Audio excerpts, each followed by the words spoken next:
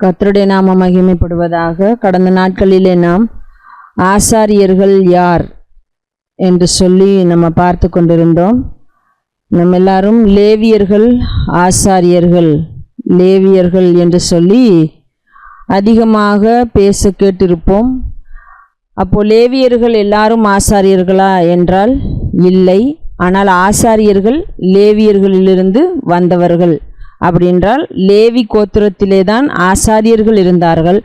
ஆனால் லேவியர்கள் எல்லாரும் ஆசாரியர்கள் இல்லை என்பதை நாம் பார்க்க முடிகிறது. இப்போ யாக்கோபினுடைய குமாரர்கள் 12 பேர், அதில் ஒருத்தர் தான் லேவி என்பதை பார்க்கிறோம். அப்போ லேவி கோத்திரம் அந்த லேவியின் சந்ததியாராக இருந்தார்கள் என்பதை நாம் பார்க்க முடிகிறது. இப்போ இந்த லேவிக்கு எத்தனை குமாரர்கள் இருந்தார்கள் என்று சொல்லி நாம் வேதத்தில் பார்த்தோம் என்றால் 3 குமாரர் இருக்கிறார்கள். Gershon, Kohath, Merari. லேவிக்கு கெர்சோன், கோகாத், மெராரி என்று சொல்லி 3 குமாரர் இருக்கிறார்கள். இதிலே இந்த கோகாத்துக்கு 4 குமாரர் இருக்கிறார்கள். கோகாத்துக்கு 4 குமாரர் இருக்கிறார்கள். Amram, Izhar, Hebron, Uzziel.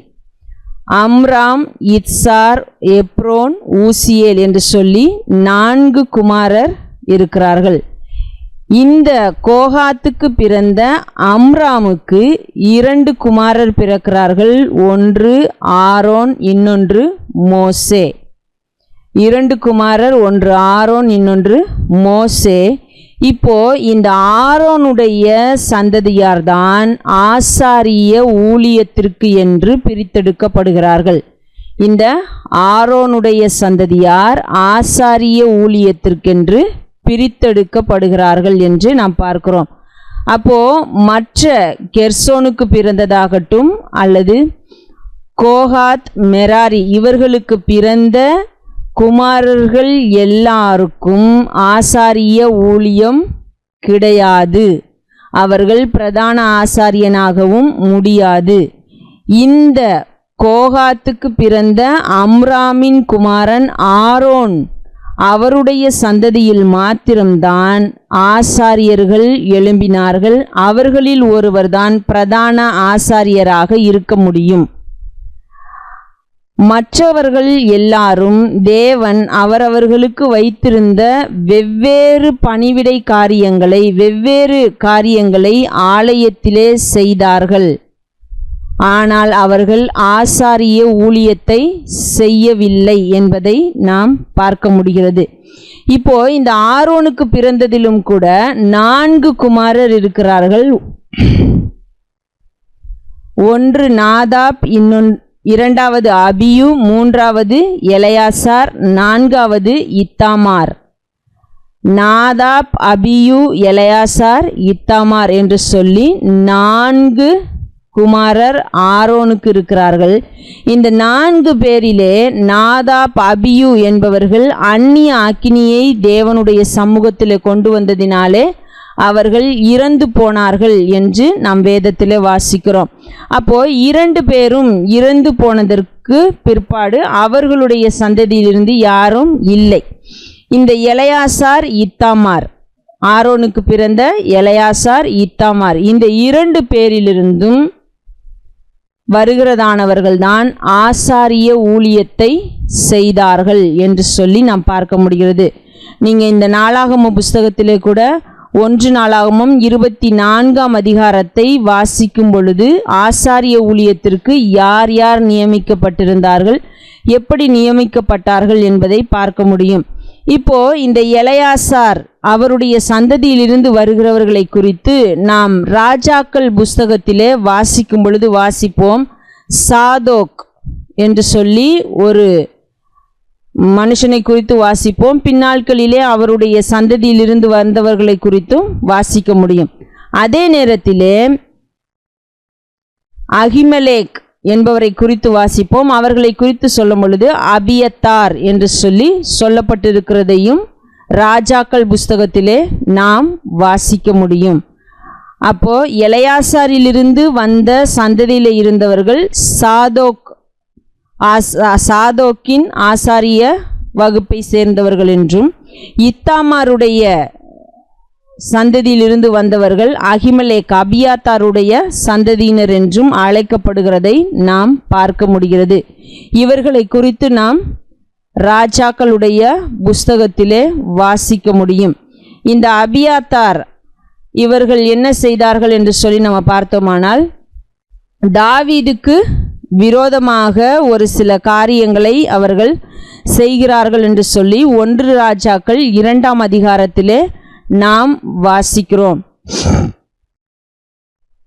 1 ராஜாக்கள் 2ஆம் அதிகாரத்திலே நம்ம வாசிக்கும் பொழுது, இந்த அபியாத்தார் அந்த ஆசாரிய வகுப்பை சேர்ந்தவர்கள் என்ன செய்தார்கள் என்று சொல்லி பார்த்தோமானால், தாவீதுக்கு விரோதமாக அவருடைய குமாரன் அதோனியா எழும்பி நின்ற பொழுது அவனோடு கூட சேர்ந்து கொண்டு இவர்களும் அவனை ராஜாவாக்குவதற்கு அவனோடு கூட சேர்ந்து போனார்கள் என்பதை பார்க்க முடிகிறது. ஆனால் இந்த சாதோக்கை சேர்ந்தவர்கள், சாதோக்கின் சந்ததியிலிருந்து வந்தவர்கள் தாவீதோடு கூட நின்றார்கள். சாலமோனை ராஜாவாக்குவதற்கு அவர்கள் முற்பட்டார்கள் என்பதையும் நம்ம பார்க்க முடிகிறது. அப்போ தேவனுடைய சித்தத்திற்கு இணைந்து செயல்பட்டவர்கள் இந்த சாதோக்கின் சந்ததியிலிருந்து வந்தவர்கள் என்று நாம் பார்க்க முடிகிறது. அப்போ இந்த எலெயாசாருடைய சந்ததியும் இத்தாமாருடைய சந்ததியிலிருந்தும் வந்தவர்கள்தான் ஆசாரியர்களாகவும் பிரதான ஆசாரியராகவும் செயல்பட்டார்கள் என்பதை நாம் 1 நாளாகமம் 24 மற்ற ஆங்காங்கே உள்ள பகுதிகளிலே நாம் வாசிப்போம், ராஜாக்கள் மற்றும் யாத்ராகமம் லேவியராகமம் பகுதிகளிலே. ஆனால் இந்த இடத்திலே நாம் வாசிக்கும் பொழுது ஒரு தெளிவான ஒரு ஐடியா நமக்கு கிடைப்பதற்கு ஒரே இடத்திலேயே ஒரு புரிந்து கொள்ளக்கூடிய ஐடியாவை நம்ம பெற்றுக்கொள்ள முடியும் 1 நாளாகமம் 24ஆம் அதிகாரத்திலே. அதே நேரத்தில் 1 நாளாகமம் 25ஆம் அதிகாரத்தை நாம் பார்க்கும் பொழுது அங்கே இந்த லேவிக்கு பிறந்த 3 பிள்ளைகளுடைய வம்சத்திலே உள்ளவர்களும் பாடல் பாடுகிறதான குழுவிலே இருக்கிறதை நாம் பார்க்க முடியும். கெர்சோன் அவருடைய அந்த வம்சத்திலே வந்த ஆசாப் ஒரு பாடகனாக இருக்கிறதை நாம் பார்க்க முடிகிறது. அடுத்ததாக மெராரியின் சந்ததியிலே வந்ததான எதுதூன் பாடக தலைவனாக இருக்கிறதையும் அவருடைய பிள்ளைகள் அந்த குழுவிலே இருக்கிறதையும் நம்ம பார்க்கிறோம். அதற்கு அடுத்ததாக கோகாத் அவருடைய சந்ததியிலே வந்ததான ஏமான் என்பவர் பாடகர்களுடைய தலைவனாக இருக்கிறதையும் அவரோடு கூட ஒரு குழு இருந்து செயல்படுகிறதையும் நம்ம பார்க்க முடிகிறது. அப்போ 1 நாளாகமம் 25ஆம் அதிகாரத்திலும் கூட லேவியர்கள் பாடல் பாடுகிறதான குழுவிலே இருந்தார்கள் என்பதை குறித்து நம்ம பார்க்க முடிகிறது. இன்னும் நம்ம 1 நாளாகமம் 26ஆம் அதிகாரத்தை வாசிக்கும் பொழுது வாசல் காக்கிறதான வகுப்பு பிரிக்கப்பட்டிருந்தது. யார் யார் எங்கெங்கே வாசல் காக்கிறதான பொறுப்பிலே இருக்க வேண்டும், அவர்களோடு கூட எத்தனை பேர் இருக்கிறார்கள் என்பதையெல்லாம் குறித்து நம்ம 1 நாளாகமம் 26ஆம் அதிகாரத்திலே வாசிக்கிறோம். அவர்களும் லேவியர்களாக இருந்தார்கள். அப்போ லேவியர்கள் எல்லாரும் ஆசாரியர்களாக இருக்கவில்லை என்பதை நாம் தெளிவாக பார்க்க முடிகிறது. இன்னொரு காரியத்தையும் கூட நம்ம வாசிப்போம். தாவீது தேவனுடைய உடன்படிக்கை பெட்டியை தேவனுடைய கூடாரத்திற்கு கொண்டு வர வேண்டும் என்பதற்காக அவர் முற்படுகிறார். அதற்காக புதிய ரதத்தை செய்து அவர்கள் அதை அந்த ரதத்திலே ஏற்றி கொண்டு வருகிறார்கள். அப்பொழுது அந்த உடன்படிக்கை பெட்டியானது ஆடினது நிமித்தமாக அந்த ஊசா என்பவன் அதை பிடிக்கிறான். அங்கே தேவன் அவனை அடித்தார் என்று சொல்லி நம்ம பார்க்கிறோம். அப்போ ஏன் தேவன் அவனை அங்கே அடிக்கிறார் என்பதை நாம் அங்கேயே அந்த பகுதிகளை தொடர்ந்து வாசிக்கும் பொழுது நமக்கு அங்கே கொடுக்கப்பட்டிருக்கிறது. அப்போ எல்லாரும் தேவனுடைய உடன்படிக்கை பெட்டியை என்ன பண்ணக்கூடாது, தொடக்கூடாது, தூக்கக்கூடாது. அடுத்தது அதை ரதத்துலையோ அல்லது வண்டிகள்லையோ எதிலேயும் வைத்து எடுத்து வரக்கூடாது. அந்த தேவனுடைய பிரசன்னம் தங்கி இருந்த உடன்படிக்கை பெட்டியை யார்தான் சுமந்து கொண்டு வர வேண்டும் என்றால் ஆசாரியர்கள் தங்களுடைய தோள்களின் மீது சுமந்து கொண்டு வர வேண்டும் என்பதை நம்ம வேதத்தில் வாசிக்க முடிகிறது.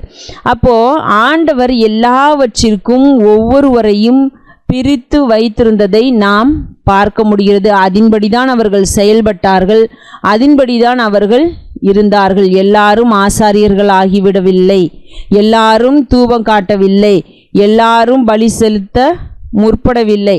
எந்த காரியத்தை யார் யாருக்கு கொடுத்திருந்தாரோ அதை அவர்கள் செய்தார்கள் என்பதை பார்க்க முடியும். அதே போலதான் ஒரு பிரதான ஆசாரியன் இருக்கும் பொழுது இன்னொரு பிரதான ஆசாரியன் வர முடியாது. அந்த பிரதான ஆசாரியன் இறந்த பின்புதான் இன்னொரு பிரதான ஆசாரியன் வர முடியும். அதை நம்ம பழைய ஏற்பாட்டிலும் கூட வாசிக்க முடியும். என்னவென்று சொன்னால், அடைக்கண பட்டணத்திற்குள் போகிறவன் அவன் எப்பொழுது போனானோ அந்த நாட்களிலே இருந்த பிரதான ஆசாரியன் இறக்கும் வரைக்கும் அவன் அங்கேதான் இருக்க வேண்டும் என்பது போல ஒரு கட்டளை இருக்கிறது.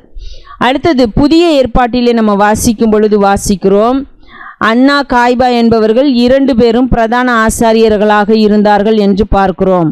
அது ஒரு சரியான காரியம் இல்லை என்பதை நம்மால் பார்க்க முடிகிறது. ஒரு நேரத்திலே ஒரு பிரதான ஆசாரியன் தான் இருக்க வேண்டும் என்பதையும் கூட நம்ம வேதத்திலே தெளிவாக பார்க்க முடிகிறது. அப்போ அன்றைக்கு தேவன் எல்லா லேவியர்களையும் ஆசாரியர்களாக்கவில்லை. ஆரோனுக்கு பிறந்தவர்கள் மாத்திரம்தான் ஆசாரிய ஊழியத்திற்கு என்று தெரிந்து கொள்ளப்பட்டார்கள். மற்ற லேவியர்கள் எல்லாரும் பாடகர்களாகவும் வாசல் காக்கிறவர்களாகவும் பனிமுட்டுகளை சுத்தம் செய்கிறவர்களாகவும் பனிமுட்டுகளை எடுத்து கொண்டு போகிறவர்களாகவும் இப்படி அநேக காரியங்களை செய்கிறவர்களாக இருந்தார்கள். இன்றைக்கு நாங்கள்தான் லேவியர்கள், நாங்கள்தான் ஆசாரியர்கள் என்று சொல்லி ஊழியம் செய்கிறவர்கள் மாத்திரம் அதை சொல்லிக் கொள்வார்கள் என்று சொன்னால் அது அவர்களுக்கு பொருத்தமாகுமா என்பதை யோசித்து பார்க்க வேண்டும். வேதம் அப்படி யாருக்கும் அந்த ஒரு மேன்மையை கொடுக்கவில்லை. வேதம் யாருக்கு அந்த மேன்மையை கொடுக்கிறது என்றால், கிறிஸ்துவுக்குள்ளாக இருக்கிற ஒவ்வொரு மனுஷிக்கும் அந்த மேன்மையை கொடுக்கிறது. நாம் கிறிஸ்துவுக்குள்ளாக இருக்கும் பொழுது நாம் ஆசாரியர்களாக இருக்கிறோம். ராஜரீகமான ஆசாரிய கூட்டமாக நம்மை தெரிந்து கொண்டிருக்கிறார். ஊழியம் செய்கிறவர்கள் மாத்திரம்தான் அவர்கள் ஆசாரியர்கள் என்று புதிய ஏற்பாட்டிலே சொல்லுவதற்கு இல்லை. அப்போ இன்றைக்கு லேவியர்கள் யார் என்கிற ஒரு கேள்வி எழும்பும். இப்போ பழைய ஏற்பாட்டின்படி சொல்லி கொண்டிருந்தால் அப்போ லேவியர்கள் யார், ஆசாரியர்கள் யார், அப்போ பிரதான ஆசாரியன் யார்? தேவன் அவைகளை எல்லாம் ஒழித்து விடுகிறார். இனி அப்படி ஒரு காரியம் இல்லை என்று சொல்லி அவரை ஒரு விஷயத்திற்கு முடிவு வைக்கிறதை நாம் பார்க்கிறோம். நியாயப்பிரமாணத்திற்கும் தீர்க்க தரிசனங்களுக்கும் இயேசு கிறிஸ்து முடிவாக இருக்கிறார். அவரை அழித்து போடவில்லை, அவர் அதற்கு முடிவாக இருக்கிறார். ஆனால் நம்மை எப்படி தெரிந்து கொள்கிறார் என்றால் ஒரு ராஜரீகமான ஆசாரிய கூட்டமாக தெரிந்து கொள்கிறார். இன்றைக்கு நாம் தேவனிடத்திலே நேரடியாக சேரும் ஸ்லாக்கியத்தை பெற்றிருக்கிறோம். அன்றைக்கு போல ஒரு ஆசாரியனிடத்தில் சென்றுதான், ஒரு தீர்க்கதரிசனிடத்தில் சென்றுதான் தேவனிடத்தில் பேச வேண்டும் என்று சொல்லுகிறதான ஒரு விஷயம் இன்றைக்கு நமக்கு இல்லை. அதை தான் எபிரேயருடைய புஸ்தகம் 4ஆம் அதிகாரம் 16ஆம் வசனத்தில் வாசிக்கும் பொழுது நாம் வாசிக்கிறோம், நாம் இன்றைக்கு கிருபாசன தண்டையிலே சேருவதற்கான அந்த ஒரு தைரியத்தை, சகாயத்தை பெற்றிருக்கிறோம். அன்றைக்கு போல இவர்கள் தான் செல்ல வேண்டும், இப்படிதான் செல்ல வேண்டும், இப்படி பலியிட்டு இப்படி இரத்தம் தெளித்து அப்படிதான் போக வேண்டும், இல்லை என்றால் அவர்கள் இறந்து விடுவார்கள் என்று சொல்லுகிறதான காரியம் இல்லை. நாம் கிருபாசன தண்டை தைரியமாக செல்ல முடியும். அதாவது தேவனுடைய பிரசன்னத்திற்கு நாம் தைரியமாக சென்று அவருடைய பிள்ளைகளாக, அவருடைய ராஜரீகமான ஆசாரிய கூட்டத்தில் உள்ள ஒரு ஆசாரியனாக அவருடைய சமூகத்திலே செல்ல முடியும். அவருடைய பிரசன்னத்தை அனுபவிக்க முடியும், அவரோடு கூட இருக்க முடியும். இன்றைக்கு இவர்தான் ஆசாரியன், அவர்தான் ஆசாரியன் என்று சொல்லி கொண்டிருக்க வேண்டிய அவசியம் இல்லை. அப்படிப்பட்ட ஒரு கோட்பாடும் நமக்கு கொடுக்கப்படவில்லை. ஆகையினாலே இயேசு கிறிஸ்து எவைகளுக்கெல்லாம் முற்றுப்புள்ளி வைத்தாரோ, எவைகளையெல்லாம் நிறைவேற்றி முடித்தாரோ, அவைகளையெல்லாம் மறுபடியும் நாம் புதுப்பித்து கொண்டிருக்கிறவர்களாக அல்ல, அவர் நமக்கு கொடுத்திருக்கிற ஸ்லாக்கியத்தையும் மேன்மையையும் பாக்கியத்தையும் சுதந்திரித்து கொண்டவர்களாய் அவருக்காக வாழ்வோம். அவரே நம்மை வழி நடத்துவாராக. ஓகே, ஸோ நல்ல விஷயங்களை தியானித்தோம். தொடர்ந்து வர நாட்களையும் நம்ம தியானிப்போம்.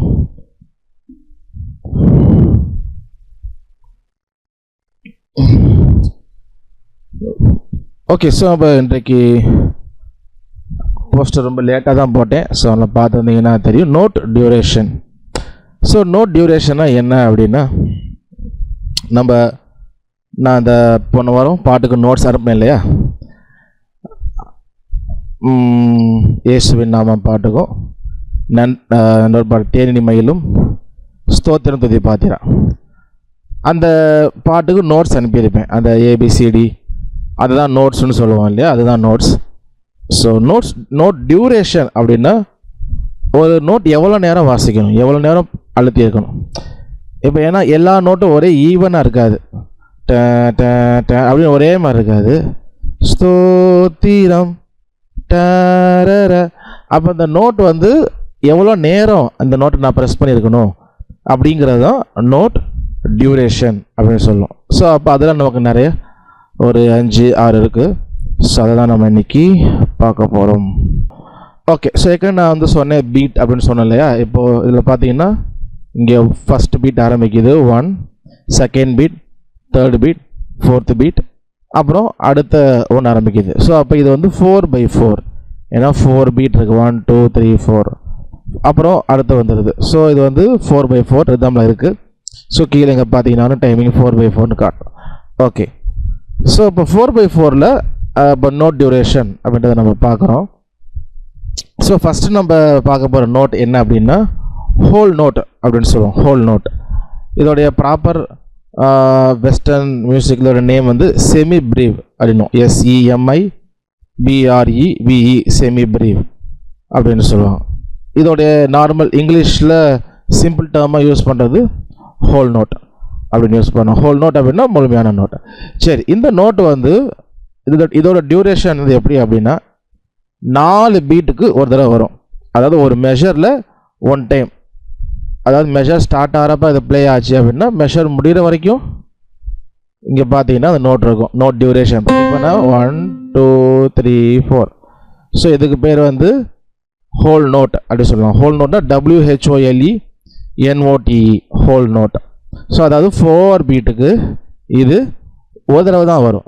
அதாவது ஒரு பீட்டுக்கும் கையெடுத்து அழுத்துறது இல்லை, ஜஸ்ட்டு ப்ரெஸ் பண்ணோம் அப்படின்னா 4 பீட்டுக்கு அப்படியே அழுத்தி வச்சுருப்போம். இந்த நோட் வந்து சவுண்ட் பண்ணணும்.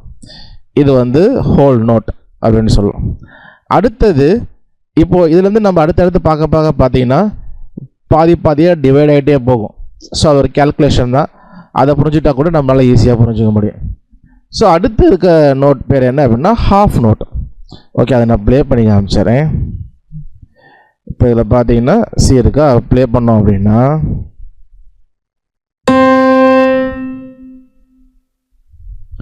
ஓகே, டெம்போ 100ல் இருக்குது. மெட்ரோன்னு போட்டுக்கிறேன். ஓகே, அப்போ 4 பீட்டுக்கு வரும். கரெக்டாக அடுத்த மெஷர் ஸ்டார்ட் பண்ணுறப்ப இது வந்து ஸ்டாப் பண்ணும், கை எடுத்துரும். திரும்ப ப்ளே பண்ணுறேன்.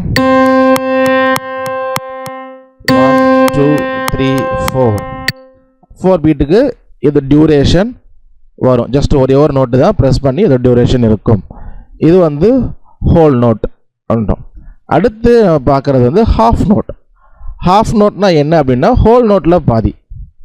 ஹோல் நோட் வந்து 4 பீட்டுக்கு ஒரு தடவை வந்துச்சா, ஹாஃப் பீட் அப்படிங்கிறது 2 பீட்டுக்கு ஒரு தடவை வரும். ஸோ அப்போது ஹோல் நோட் அப்படிங்கிறது ஒரு மெஷரில் 4/4ல் ஒரு மெஷரில் 1 டைம் தான் வரும். ஆனால் ஹாஃப் நோட் அப்படிங்கிறது ஒரு மெஷரில் 2 வாட்டி வரும். அதான் இங்கே பார்த்தீங்கன்னா 2 நோட் இருக்கும். இதோடைய ப்ராப்பராக வெஸ்டர்ன் மியூசிக்கில் இருக்கிற நேம் வந்து மினிம் அப்படின்னு சொல்லுவாங்க. MINIM, மினிம் அப்படின்னு சொல்லுவாங்க. ஓகேவா? சரி, ஸோ அப்போ இது 2 பீட்டுக்கு ஒரு தடவை வரும். அப்போ 2 பீட்டுக்கு தான் வரும். ஸோ அப்புறம் அடுத்த நோட்ஸ் எடுத்ததுன்னா அடுத்த 3லேயே இது ஸ்டாப் ஆயிடும். அப்போ 1 2 ஸ்டாப் ஆயிடும். 3 வரப்போ அடுத்த நோட் இல்லைன்னா ரெஸ்ட்டில் போயிடும். இப்போ 2 இருக்கா, ப்ளே பண்ண பாருங்க. ஓ, சோலோ போடலையா? ஓகே, 1 2 3 4. 1 2க்கு அந்த டியூரேஷன் வருது, 3 4க்கு திரும்ப. அப்போ 2 பீட்டு தான், 1 2 3 4. ஓகே, அப்போது மினிம் இல்லை ஹாஃப் நோட் அப்படிங்கிறது 2 பீட்டுக்கு ஒரு தடவை வரும். அப்போ ஒரு மெஷரில் 2 வாட்டி வரும். ஆனால் ஹோல் நோட் அப்படிங்கிறது 4 பீட்டுக்கு வரும். அதனால் ஒரு மெஷரில் 1 டைம் தான் வரும். ஓகே, நெக்ஸ்ட்டு நம்ம பார்க்க போகிறது, நான் ஃபஸ்ட் சொன்ன ஞாபகம் வச்சு அப்படியே டிவைட் பண்ணிட்டே போவோம். சரியா? ஓகே, நெக்ஸ்ட் நம்ம பார்க்க போகிறது, ஓகே, இதை வந்து குவார்ட்டர் நோட் அப்படின்வாங்க. குவார்ட்டர் நோட் இதோடைய ப்ராப்பரான வெஸ்டர்ன் மியூசிக்கில் இருக்கிற நேம் வந்து க்ராட்செட். CROTCHET, க்ராட்செட் அப்படின்வாங்க. இன்னொன்று கூட சொல்லுவாங்க 8th நோட், 4th நோட் அப்படின்வாங்க. ஸோ 4th நோட் அப்படின்னு ஏன் சொல்கிறாங்கன்னா, ஜஸ்ட் இது வந்து என்ன சொல்கிறது, இது வந்து ஒரு மெஷர்மெண்ட்டில் சொல்லுவோம். 4 டைம்ஸ் அது இல்லையா, அது ஒரு மெத்தடில் சொல்லுவாங்க. ஓகே, அது எப்படி சொல்கிறதுன்னு தெரியல, நான் அடுத்த வாட்டி கூட சொல்கிறேன் அந்த 4th நோட் ஏன் சொல்கிறாங்க. ஓகே, ஸோ அப்போது குவார்ட்டர் நோட் அப்படிங்கிறது நார்மலாக யூசேஜில் சிம்பிளான இங்கிலீஷில் யூஸ் பண்ணுவாங்க. குவார்ட்டர் நோட் ப்ராப்பரான டேர்ம் வந்து அவங்க மியூசிக்கில் சொல்கிறது வந்து வெஸ்டர்ன் மியூசிக்கில் க்ராட்செட், CROTCHET, க்ராட்செட் அப்படின்னாங்க. ஸோ இது வந்து என்ன அப்படின்னா மினிமில் பாதி அப்படின்னு வரும் பொழுது இது வந்து ஒரு பீட்டுக்கு ஒரு தடவை வரும். ஒரு பீட்டுக்கு ஒரு தடவை வரும். ஸோ அப்போ பார்த்தீங்கன்னா ஒரு பீட்டுக்கு ஒரு தடவை 1 2 3 4, ஒரு மெஷருக்கு 4 பீட் இருக்கா, அப்போ 4 குவார்ட்டர் நோட் வரும். ஸோ குவார்ட்டர், ஹாஃப், அப்புறம் இது ஃபுல். நம்ம யூஸ்வலாக யூஸ் பண்ணுற டேர்ம் தான் இல்லையா, ஹாஃப், குவார்ட்டர் எல்லாமே யூஸ் பண்ணுற டேர்ம் தான். ஓகே, ஸோ இப்போ இதை ப்ளே பண்ணும்பொழுது 1 2 3 4. ஸோ அப்போ ஒரு பீட்டுக்கு ஒரு தடவை வரும். அப்போ ஒரு மெஷரில் 4 வாட்டி வரும். சரியா? ஒரு மெஷரில் 4 வாட்டி வரும். அடுத்து நம்ம பார்க்க போகிறது 8th நோட் அப்படின்னும். 8th நோட், ஓகேவா? 8th note. ஸோ இதோடைய ப்ராப்பரான வெஸ்டர்ன் மியூசிக்கில் சொல்கிற நேம் வந்து குவேவர். QUAVER, குவேவர்.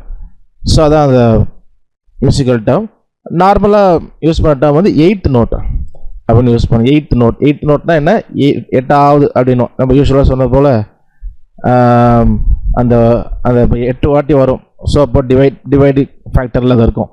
ஓகே, ஸோ அது 8th நோட் அப்படின்வாங்க. ஸோ 8th நோட் அப்படிங்கிறது நம்ம பார்த்த குவார்ட்டர் நோட்டில் பாதி. அப்போது ஹாஃப் பீட், அதாவது ஒரு பீட்டுக்கு தான் க்ராட்செட்டு.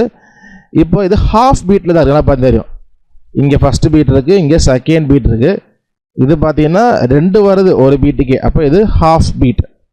ஒரு ஹாஃப் பீட்டுக்கு ஒரு தடவை வரும். அப்போ ஒரு பீட்டுக்கு 2 தடவை. அப்போ 2 4 6 8, ஒரு மெஷருக்கு 8 வாட்டி வரும். ஒரு மெஷருக்கு 8 வாட்டி வரும்.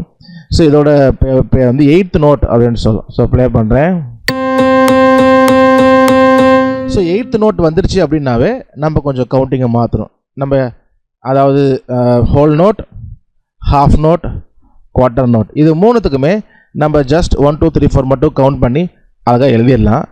பட் 8th நோட் வந்துச்சு அப்படின்னா நம்ம வெறுமனே 1 2 3 4 கவுண்ட் பண்ண முடியாது. ஏன்னா 1 இங்கே கவுண்ட் பண்ணுவோம், 2 கவுண்ட் பண்ணுவோம். ஆனால் அது 1க்கு 2க்கும் நடுவில் 1 நோட் வரனால நம்ம என்ன கவுண்ட் பண்ணோம்னா 1 2 3 4 அப்படியே இருக்கும். ஜஸ்ட் நடுவில் அண்ட் ஆட் பண்ணிக்குவோம். அப்போது 1 and 2 and 3 and 4 and அப்படி ஆட் பண்ணுவோம், கவுண்ட் பண்ணுவோம்.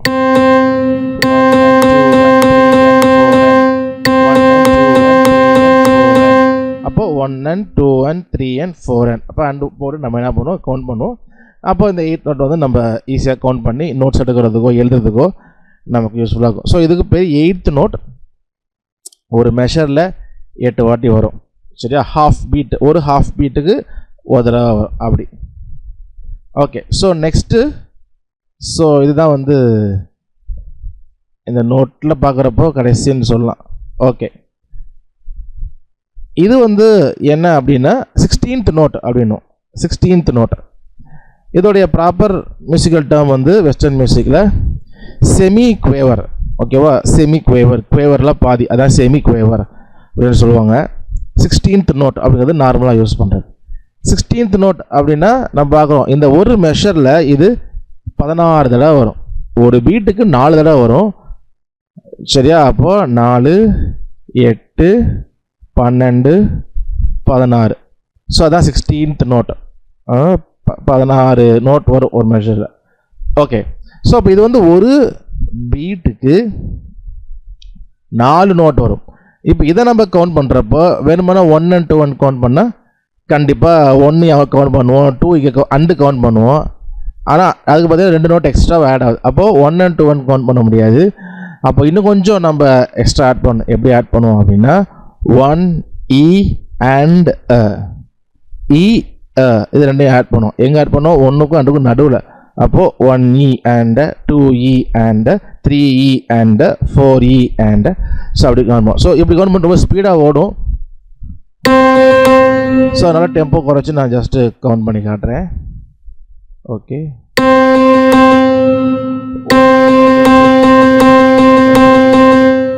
E and 2E and 3E and 4E and so இந்த 16th நோட் நமக்கு அவ்வளோ ரொம்ப வராது. 8th நோட்டில் வரைக்கும் தான் ஆல்மோஸ்ட் வரும். ரொம்ப ரேராக 16th நோட்டு ஆனால் எங்கேயாவது வரும். அப்போ இந்த 1E and நம்ம கவுண்ட் பண்ணி கூட பார்த்துக்கலாம். ஓகே. ஸோ இது வரைக்கும் நம்ம 1, 2, 3, 5 பார்த்துருக்குறோம். ஃபஸ்ட்டு வந்து பார்த்தோம் ஹோல் நோட், செமி பிரேவ். இதோட டியூரேஷன் 4 பீட்டுக்கு ஒரு தடவை. அப்போ ஒரு மெஷருக்கு ஒரு தடவை வரும். ஸோ ப்ரெஸ் பண்ணோம்னா அது 4 பீட் வரைக்கும் கையை வச்சுருப்போம், டப்புக்குன்னு எடுத்துடக்கூடாது. அதுதான் ஹாஃப் நோட் அப்படின்னா ஒரு பீட், அதாவது ரெண்டு பீட்டுக்கு ஒரு தடவை வரும். ஸோ அப்போ ஒரு மெஷரில் 2 தடவை வரும். ஓகே. அப்போ அடுத்து குவார்ட்டர் நோட் பார்த்தோம். குவார்ட்டர் நோட் ஒரு பீட்டுக்கு ஒரு தடவை வரும். ஸோ இந்த மூணுமே நம்ம 1, 2, 3, 4 கவுண்ட் பண்ணிடுவோம். அடுத்து 8th நோட் வரப்போ ஒரு பீட்டுக்கு 2 வாட்டி வரனால 1 and 2 and 3 and 4 and அப்படி அண்டு போட்டு கவுண்ட் பண்ணுவோம். இது 8th நோட். அடுத்து 16th நோட் செமி குவேவர். ஸோ இது வந்து ஒரு பீட்டுக்கு 4 வரனால 1E and 2E and இந்த போல் நம்ம வந்து கவுண்ட் பண்ணுவோம். ஸோ இப்படி கவுண்ட் பண்ணும்போது தான் நமக்கு இதை கரெக்டாக கவுண்ட் பண்ணி எழுத முடியும். சரியா? ஸோ அது ஒன்று. ஸோ இப்போ 5 பார்த்துருக்குறோம். இப்போது இது எல்லாமே நான் சொன்ன மாதிரி கேல்குலேஷன் தான். இப்போ நான் பார்த்ததெல்லாம் என்ன அப்படின்னா 1, அரை, அப்புறம் என்ன கால், அப்புறம் காலில் பாதி, அப்படி அரை காலா அந்த மாதிரி அப்படி பார்த்தோம். ஆனால் இன்னும் சில மெஷர்ஸ்மெண்ட் இருக்கு இல்லையா? அப்போது 1 பார்த்தோம், அப்புறம் அரை பார்த்தோம், முக்கால் இருக்கணும்ல. அப்போ முக்கால் எப்படி வராதா அப்படின்னா வரும், முக்கால் அந்த மாதிரி விஷயங்கள் வரும். ஸோ அதுக்கு அதை எப்படி சொல்லுவாங்கன்னா, அது ஆக்சுவலாக மியூசிக் ஷீட் எழுதுவாங்க இல்லையா, அதில் வந்து அப்படி யூஸ் பண்ணுவாங்க. என்ன பண்ணுவாங்க அப்படின்னா அந்த நோட் எழுதும் பொழுது அதில் ஒரு டாட் வைப்பாங்க, ஒரு புள்ளி பக்கத்தில், அந்த நோட்டுக்கு பக்கத்தில் ஜஸ்ட்டு ரொம்ப க்ளோஸாக ரைட் சைடில் ஒரு புள்ளி வைப்பாங்க. ஸோ அதெல்லாம் அதை டாட்டட் நோட்ஸ் அப்படின்வாங்க. ஸோ அப்போது மினிம் இருக்கு இல்லையா? ஸோ மினிமில் என்னது 2 பீட்டுக்கு ஒரு தடவை வரும். டாட்டட் மினிம் அதில் டாட் வச்சுருப்பாங்க. டாட் வச்சா என்ன அர்த்தம் அப்படின்னா அந்த நோட் வேல்யூவில் பாதியை சேர்த்துக்கணும். ஃபார் எக்ஸாம்பிள் இப்போ டாட்டட் மினிம்னா என்ன? ஹாஃப் நோட்னா இதுதான் ஹாஃப் நோட் இல்லையா? 2 பீட்டுக்கு ஒரு தடவை வரும், இதுதான் ஹாஃப் நோட். இப்போ டாட் வச்சாங்க, அந்த நோட் பக்கத்தில் டாட் வச்சாங்க அப்படின்னா இது ஹாஃபில் பாதி என்ன? குவார்ட்டர் இல்லையா? ஹாஃபில் பாதி குவார்ட்டர். அப்போ ஹாஃபு ப்ளஸ் குவார்ட்டர் என்ன வரும்? முக்கா வரும், 3/4 வரும் இல்லையா?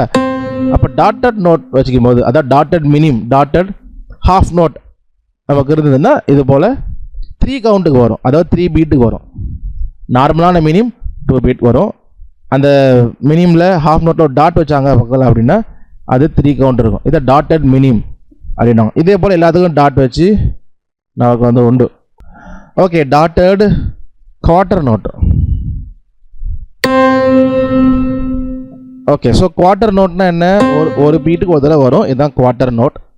இதில் புள்ளி வச்சு வந்துச்சுன்னா குவார்ட்டர், ஒரு பீட்டில் பாதி என்ன? ஹாஃப் பீட் இல்லையா? அப்போ ஒரு ஹாஃப் பீட்டை ஆட் பண்ணிக்கணும். அப்போது 1 ஒரு பாதி 1.5 பீட்டுக்கு வரும் குவார்ட்டர். அதாவது இந்த கிராச்சட் சொன்ன இல்லையா குவார்ட்டர் நோட், அதில் டாட் வச்சாங்கன்னா.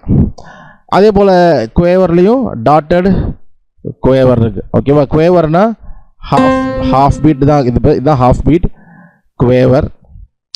ஹாஃபில் பாதி அப்படின்றப்ப கா பீட் வரும் இல்லையா? கா. அப்போ ஹாஃபும் ஒரு காவியும் கூட்டினோம்னா முக்கால் வரும், 3/4 அந்த ஒரு பீட்டுக்குள்ளேயே. ஸோ அப்போ இதுதான் டாட்டட் குவேவர். அதே போல் டாட்டட் செமிக்வேவர் நம்ம ரொம்ப ரேராக தான் இருக்கும், யூஸ் பண்ண மாட்டோம், இருந்தாலும் அதையும் பார்த்துரும். ஓகே, குவார்ட்டர் பீட்டில் பாதி ஏற்கிறப்போ ஜஸ்ட்டு இன்னொரு ஹாஃப் இது வந்து ஆட் ஆகும் அதோட. ஸோ இப்போ இது ஹாஃப், இந்த கோடு பார்த்தீங்கன்னா இந்த ஒன்று சொல்லும்போது இந்த 16th நோட்டில் இருக்கிறது இல்லையா, அப்போ பாதி ஆட் பண்ணிக்கணும், அவ்வளோதான். ஸோ அதுதான். ஸோ அப்போது ஒரு 5 whole note, half note, quarter note, 8th note, 16th note, 5 மெயினாக நமக்கு ஈவன் நம்பரில் வர மாதிரி இருக்கும். அடுத்து ஒரு 3-4 நோட்ஸ் வந்து இது என்ன அப்படின்னா நமக்கு டாட்டட் நோட்ஸ், அதாவது 3/4 இந்த மாதிரி கவுண்டில் வருது, முக்கால், அரைக்கால், இது போல் விஷயங்கள்லாம் இந்த டாட்டட் நோட்ஸில் வரும். ஓகே, ஸோ இந்த நோட் வந்து எப்படி நம்ம ப்ளே பண்ணுவோம் அப்படின்னா, இப்போது ஹோல் நோட் இருக்கு இல்லையா,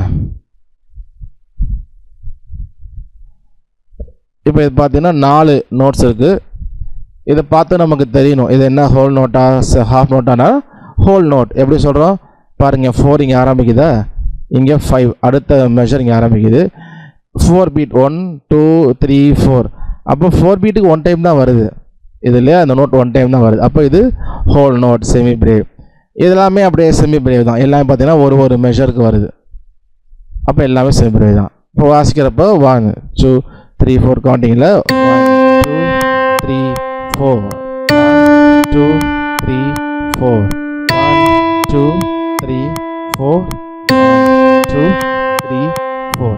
ஸோ எதுக்காக நம்ம நோட்லாம் டியூரேஷன் பார்க்குறோம் அப்படின்னா, ஒரு சாங் அப்படின்னு எடுத்துக்கிட்டோம்னா சாங்கில் எல்லா நோட் டியூரேஷனும் கலந்து தான் இருக்கும், ஒரே செட் ஆஃப் நோட் டியூரேஷன் இருக்காது, எல்லாமே கலந்து இருக்கும். அப்போ நமக்கு தெரிஞ்சால் தான் நம்ம நோட்ஸ் எழுதி வாசிக்கிறதுக்கு நமக்கு ரொம்ப யூஸ்ஃபுல்லாக இருக்கும். ஓகே, அடுத்து வந்து மினிம் பார்த்தோம், ஹாஃப் நோட். ஓகே, ஸோ பார்க்குறப்ப நமக்கு தெரியும் மினிமா என்ன அப்படின்னு. இப்போது அதே போல் 4ல் ஆரம்பிக்குது, இங்கே 5 இருக்குது, ஒரு மெஷரில் 2 வாட்டி வருது ஒரு மெஷரில், அப்போ இது மினிம். அதே போல் 4 இங்கே ஓகே இங்கே ஃபஸ்ட்டு பீட்டு, செகண்ட் பீட்டு, இது தேர்ட் பீட். ஸோ தேர்ட் பீட்டில் வேறு வந்துடுது, அப்போ ரெண்டு பீட்டுக்கு தான் இருக்குது. ஸோ அப்போ இது மினிம். ஸோ அப்போ 1 2 3 4 1 2 3 4 1 2 3 4 1 2 3 4. ஓகே, ஸோ இந்த மாதிரி நம்ம டைமிங் நோட் டியூரேஷன் பார்க்குறது நமக்கு நோட்டு புரிஞ்சுக்கிறது மாத்திரம் இல்லை, நம்ம சாங் நம்ம பிரித்து எழுதுறோம் இல்லையா, அந்த 1 2 3 4 போட்டு எழுதுறோம் இல்லையா, ஸோ அதுக்குமே நமக்கு ரொம்ப அது வந்து யூஸ்ஃபுல்லாக இருக்கும். இது எவ்வளோ இந்த சிலபிள் எங்கே ஃபால் ஆகுது, நமக்கு அது வந்து கண்டிப்பாக யூஸ்ஃபுல்லாக இருக்கும். ஓகே, அடுத்து குவார்ட்டர் நோட் பார்த்தோம். குவார்ட்டர் நோட் ஒரு பீட்டுக்கு ஒரு தடவை வரும், பார்த்தீங்கன்னா தெரியும் 4 ஆரம்பிக்குது, ஒரு பீட், அப்புறம் 2வது பீட் இங்கே இருக்குது, அடுத்த நோட் வந்துடுது, தேர்ட் பீட், 4th பீட், அப்போ ஒரு மெஷரில் 4 வாட்டி வருது. ஸோ இது குவார்ட்டர் நோட்டு. ஸோ இப்போ இதை ப்ளே பண்ணுறோமா,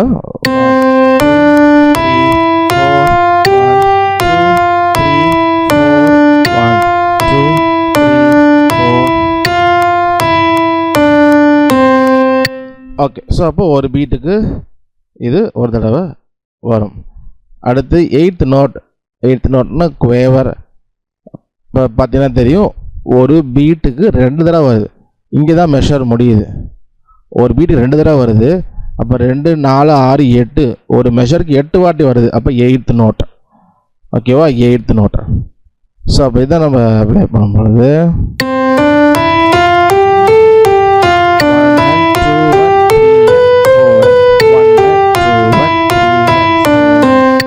ஸோ நம்ம அதாவது குவார்ட்டர் நோட் வரைக்கும் நம்ம 1 2 3 4 கவுண்ட் பண்ணி வாசிச்சிடலாம். 8th நோட் வந்துச்சுன்னா 1 and 2 1 நம்ம கவுண்ட் பண்ணுற மாதிரி இருக்கும், அப்போ தான் அதை வந்து கரெக்டாக நம்ம கவுண்ட் பண்ண முடியும். அடுத்து 16th நோட் அப்படின்னு சொல்லும் பொழுது ஒரு பீட்டில் 4 வாட்டி வருது, அப்போ ஒரு பீட்டில் 4 வாட்டி, அப்போ 4 8 12 16, ஒரு மெஷரில் 16 வாட்டி, அப்போ 16th நோட். ஓகே, ஸோ அப்போ இதை ப்ளே பண்ணும் பொழுது 1 and 2 and அப்படி கவுண்ட் பண்ணும். ஓகே, ரொம்ப ஸ்பீடாக இருக்கனால குறைச்சிக்குவோம்.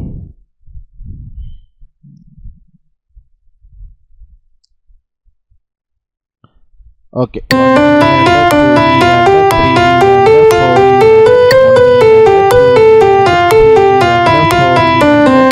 ஸோ அந்த மாதிரி கவுண்ட் பண்ணோம் 1 and 2 and அப்படின்னு சொல்லி நம்ம வந்து கவுண்ட் பண்ணோம். ஸோ அடுத்து டாட்டட் நோட்ஸ் வந்து நமக்கு அந்த இப்போ இது வந்து டாட்டட் மினிம் இல்லையா. ஸோ இது 3 பீட்டு தான் வரும். அப்போது 1 2 ஓகே டெம்போ ஏற்றிக்குவோம். 1 2 3 4. ஸோ 3 முடிஞ்சு 4ல் வரும்பொழுது அடுத்து ஸ்டார்ட் ஆகுது பார்த்தீங்களா. ஸோ என்ன 3 கவுண்ட்டு தான் இது வரும். அப்போது 1 2 3 4 1 2 3 4 1 2 3 4. ஸோ அந்த மாதிரி இருக்கும். ஸோ அது போல் தான் மீதுக்கு வந்து நமக்கு அந்த வரும். ஸோ இதை மட்டும் பார்க்குறப்ப நமக்கு அதை மிக்ஸ்டு நோட்ஸை பார்க்குறப்ப ரொம்ப ஈஸியாக இருக்கும்.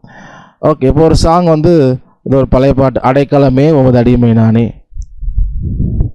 ஆர்ப்பரிப்பேனே அகமகிழ்ந்தே, கர்த்தர் செய்த நன்மைகளை நித்தம் நித்தம் நான் நினைப்பேனே அப்படிங்கிற பாட்டு. ஸோ இந்த பாட்டில் பார்த்தீங்கன்னா நோட்ஸ் இது இருக்குது. ஓகேவா, இப்போ அதை ரெண்டு மெஷர் மட்டும் ப்ளே பண்ணுறேன்.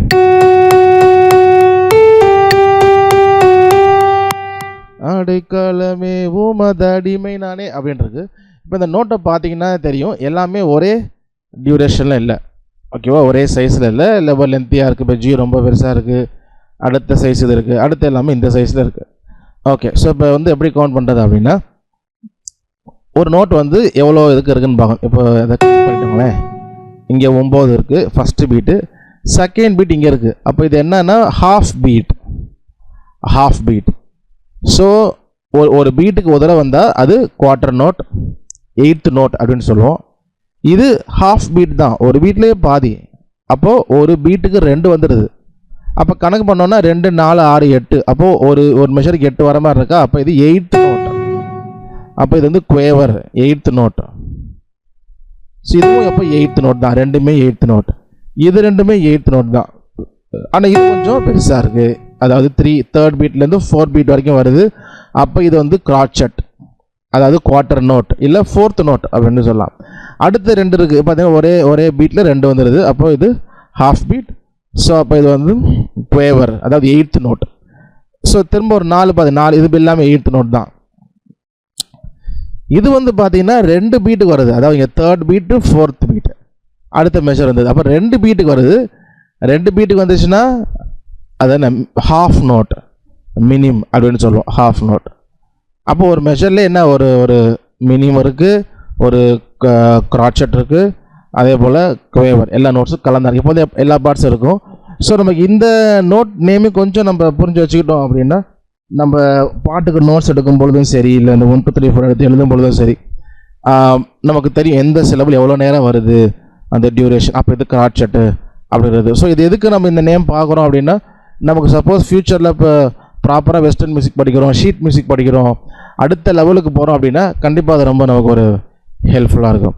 ஸோ அதே போல் ஆனந்த கலிப்புள்ள உதடுகளால் அப்படின்ற ஃபாதர் பெர்க்மன்ஸ் அவங்க பாட்டு, அதுவும் உங்களுக்கு எல்லாம் தெரிஞ்ச பாட்டாக தான் இருக்கும்.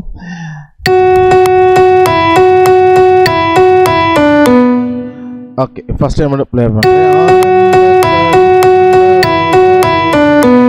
இப்போ இது எல்லாமே பார்த்தீங்கன்னா நமக்கு எல்லாம் தெரிஞ்ச நோட் மாதிரி தான் இருக்கும்.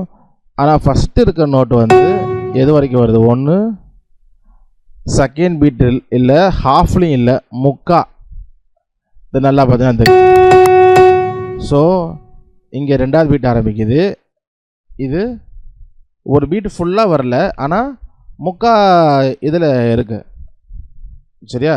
ஸோ அப்போ இது என்ன கவுண்ட் அப்படின்னா, நம்ம ஏற்கனவே பார்த்தோம் இல்லையா, ஹாஃப் பீட்டில் இருக்குது அப்படின்னா, சாரி இது ஹாஃப் பீட்டில் இருக்குது பார்த்தீங்கன்னா, ஒரு ஹாஃப் பீட்டில் இருந்தால் என்ன பார்த்தோம், 8th நோட் அப்படின்னு பார்த்தோம். ஸோ ஹாஃப் பீட்டில் பாதி டாட்டடு குவேவர் சொல்லுவோம். ஸோ இதில் டாட் வச்சோன்னா இதில் பாதி, ஹாஃபில் பாதி காவை சேர்த்தோம் அப்படின்னா பாதியும் கால் சேரும்போது முக்கா. அப்போ இதோட வரும் பொழுது ஆனந்த அப்படி இருக்கும். ஆனந்த அப்படி இல்லாமல் நார்மலாக இப்போ நம்ம பார்த்த இந்த ஹாஃப் நோட் வந்து இப்போ 4 இருந்துச்சுன்னா இங்கே இருக்கு,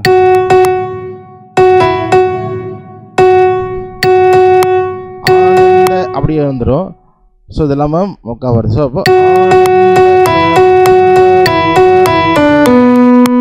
ஸோ இது பார்த்தீங்கன்னா பெருசாக இருக்கா, எவ்வளோ 2 பீட்டுக்கு இருக்குது. அப்போ இது வந்து மினிமம் ஹாஃப் நோட். இது எல்லாமே பார்த்தீங்கன்னா ஹாஃப் பீட் இருக்குது. அப்போது 8th நோட் குவேவர். இது பார்த்தீங்கன்னா 1 2 3 4 அழகாக ஒரு பீட்டுக்கு ஃபுல்லாக இருக்குது. அப்போ இது வந்து குவார்ட்டர் நோட், க்ராட்செட் இன்னும். இது வந்து பாருங்கள், ஒரு பீட் இருக்குது, அப்புறம் பாதி பீட் 1.5 பீட்டுக்கு இருக்குது, 1.5 பீட். ஸோ அப்போது இது என்ன இது அப்படின்னா நம்ம பார்த்தோம் இல்லையா, இது க்ராட்செட்டில் பாதினா ஒரு ஹாஃப் பீட்டு. அப்போ ஒரு பீட்டும் ஹாஃப் பீட்டும் சேர்த்தோம்னா இந்த டாட்டட் க்ராட்செட் இல்லை டாட்டட் 8th நோட் வரும். ஸோ அப்போ அதுதான் கணக்கு. சரியா? இது வந்து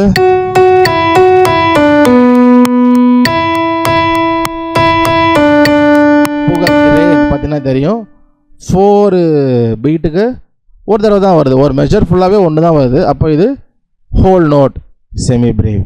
ஓகே, ஸோ நீ நோட் எழுதும் பொழுது அந்த ஐடியா உங்களுக்கு வந்து இருந்தால் நல்லது. ஓகே, ஸோ இதுக்கு அதை பார்த்தோம். நம்ம அடுத்து இந்த சவுண்ட் மேட்ச் பார்க்கும் பொழுது இந்த டாட்டட் அப்புறம் என்ன பார்ப்போம். பட் இந்த நார்மலாக பார்த்தோம் இல்லையா, ஹோல் நோட், ஹாஃப் நோட், அதெல்லாம் கொஞ்சம் சவுண்ட் மேட்ச்சில் வரும், கேட்டு எழுதுறது போல். சரியா? ஸோ நான் அதை நான் அப்டேட் பண்ணல sound match. So video upload பண்ணிவிட்டு உங்களுக்கு நான் சொல்கிறேன். ஓகே, ஸோ இப்போ நம்ம கார்டு அப்ளை பண்ணோம் இல்லையா, இப்போயே நம்ம ஒரு கார்டு அப்ளை பண்ணி பார்த்துருவோம். 3/4 நம்ம கொஞ்சம் சாங்ஸ் பார்த்தோம்.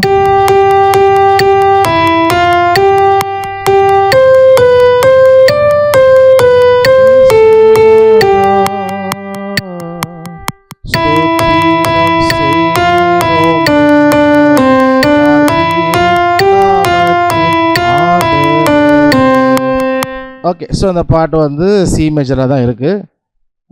ஓகேவா? இதுக்கு நம்ம கார்டு வந்து அப்ளை பண்ணுவோம். ஸோ ஃபஸ்ட்டு பார் பார்த்தீங்கன்னா 3 G இருக்குது. ஓகேவா? ஸோ சி மேஜர் இதில் பாட்டு இருக்குது. அப்போ நம்ம முதல்ல தெரியாது என்ன, சி மேஜர் ஃபேமிலி கார்டு நமக்கு தெரியணும். சி மேஜர் ஃபேமிலி கார்டு என்னென்ன, C major, F major, G major. So நமக்கு ஸ்கேல் நோட்ஸும் இந்த கார்டு ப்ரொக்ரஷனும் நமக்கு எப்போதுமே மைண்டில் இருக்கணும். சரியா? ஸோ அப்போ தான் ரொம்ப யூஸ்ஃபுல்லாக இருக்கும். ஓகே, அப்போது ஃபஸ்ட்டு மெஷரில் 3 நோட்ஸ் வருது. ஏன் 3 நோட்ஸ் வருதுன்னா 3/4, அப்போ 3 நோட்ஸ் தான் இருக்கும். அப்போ 3 நோட்ஸுமே என்ன தான், ஜி தான் இருக்கும். ஓகே, அப்போ ஜி இருக்கனால ஃபேமிலி கார்டில் எந்த கார்டில் ஜி வரும்னா சி மேஜர்லேயும் ஜி இருக்கும், ஜி மேஜர்லேயும் ஜி இருக்கும். ஸோ ஆனால் நான் ஏற்கனவே சொன்னது போல் இங்கே எது அப்ளிகபிள் ஆகும், எது பெஸ்ட்டாக சூஸ் ஆகும், ஜி மேஜர் வாசித்தாலும் கரெக்டு தான், சி மேஜர் வாசித்தாலும் கரெக்டு தான். ஏன்னா ரெண்டுலையுமே ஜி இருக்குது, அது மேட்ச் ஆகும். பட் நமக்கு இது சாங் ஸ்டார்டிங் அப்படிங்கிறனால எப்பொழுதுமே ரூட் கார்டு வந்து கொஞ்சம் நமக்கு ரொம்ப அது வந்து ரொம்ப பிளெண்ட் ஆகும், சாங்கோடைய ரொம்ப ஆக்வர்டாக தெரியாது. ஸோ நல்லாவே, அதாவது ஜி மேஜரை விட சி மேஜர் ரூட் கார்டு அப்படிங்கிறனால, அதுவும் ஸ்டார்டிங்கிறனால நம்ம எப்பொழுதுமே அது ரொம்ப நல்லாவே பர்ஃபெக்டாக மேட்ச் ஆகும். ஸோ அதனால் ஸ்டார்டிங் நோட்டை ஜியாக இருந்துச்சு அப்படின்னா நம்ம கண்டிப்பாக யோசிக்காமல் ஜி மேஜர் போகாமல் சி மேஜரே நம்ம வந்து போட்டுடலாம். ஸோ அப்போ 3 நோட்ஸ் இருக்குது. அப்போ 2 பாருக்கு 2வது மெஷர்லேயும் ஜிஇஎஃப்னு இருக்குது. ஸோ ஜிஇ சி மேஜரில் தான் ஜிஇ இருக்கும். ஸோ அப்படியே அதில் இருந்துக்கலாம். அடுத்து வந்து 2 ஜி வருது. ஸோ சிபிசி இருக்குது, 2 சி வருது. ஸோ நம்ம சி மேஜர் இருந்துக்கலாம். இல்லாட்டினா மேபி நம்ம எஃப் மேஜர் ட்ரை பண்ணி பார்க்கலாம் மேட்ச் ஆகுதான்ட்டு. இல்லை எப்படி ஒன்றுக்குமே போடும், நல்லா நம்ம பார்த்துக்கலாம். ஓகே, அப்போ சி 3rd பாருக்கும் சி, அடுத்ததுக்கு எஃப்.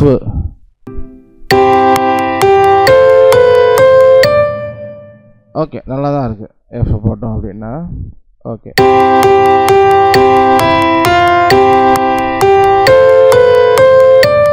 ஓகே, ஸோ எஃப் போட்டால் ஓகே, நல்லா தான் இருக்குது. இருந்தாலும் நம்ம சி போட்டு பார்க்குறேன் நான்.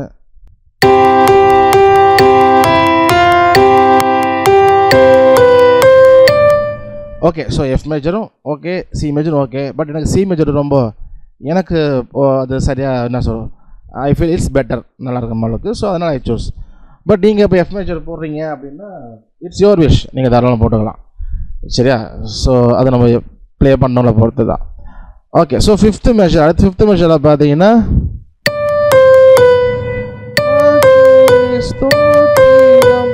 ஸோ ஸ்தோ வந்து டீல ஆரம்பிக்குது, அப்புறம் இங்கே பியில் முடியுது, நடுவில் ஒரு சி வருது. ஆனால் டாமினேட் பண்ணுறது என்ன, டி பி. அப்போது நம்ம யூஸ்வலாக என்ன பண்ணுவோம், டி சி பி, இந்த 3 நோட்டு எதில் வருதுன்னு பார்ப்போம். அப்போது 3மே இருக்கிற மாதிரி எந்த கார்ட்லேயும் வராது. அப்போது சியும் பியும் அப்படி பார்த்தாலும் எதுலேயும் வராது. ஆனால் டிபி அப்படின்னு பார்க்குறப்ப ஜி மேஜரில் ஜிபிடி அப்படின்னு இருக்கும். அப்போ பியும் டியும் ஜி மேஜரில் வருது.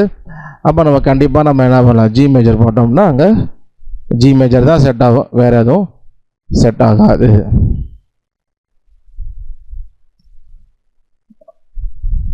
ஓகே, அப்போ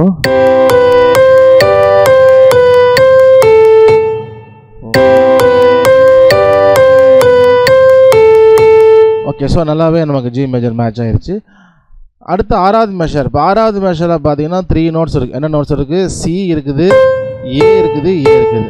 அப்போ ஏவும் சியும் இருக்கிற கார்டு என்ன அப்படின்னு பார்த்தா ஆப்வியஸாக எஃப் மேஜர் மட்டும்தான். அதாவது ஃபேமிலி கார்டில் சி மேஜரில் சி இருக்கும், ஏ இருக்காது. ஜி மேஜரில் ரெண்டுமே சியும் இருக்காது, ஏவும் இருக்காது. ஆனால் எஃப் மேஜரில் சியும் இருக்கும், ஏ இருக்கும். ஸோ எஃப்ஏசி தான் எஃப் மேஜர் கார்டுடைய நோட்ஸ். அப்போ கண்டிப்பாக இங்கே நம்ம எஃப் மேஜரை போட்டுக்கலாம். F major okay. அப்ளை பண்ணும்போது